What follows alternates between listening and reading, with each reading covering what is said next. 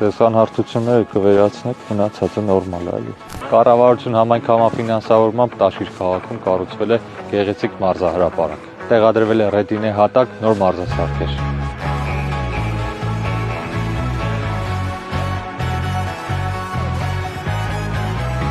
Նույն ծրագրով Տաշիրում ընթացքի մեջ է մինի-ֆուտբոլի խաղադաշտի կառուցման աշխատանքները։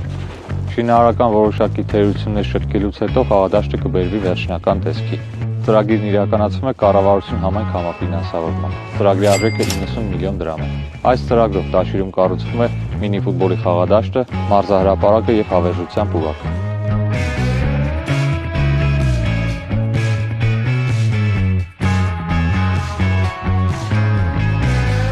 Տեսան հարթությունները կվերացնեք, մնացածը նորմալ է, էլի։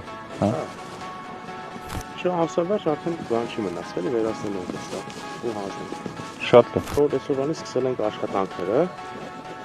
մինչև 15 օրից պատրաստ կնի արդեն։ Մի հատ պետք է հավասարենք մեջը, իր ստանոկով գործիքով հատուկ, հետո մետը ռետինե ծածկույթ ընկելի լցնելու,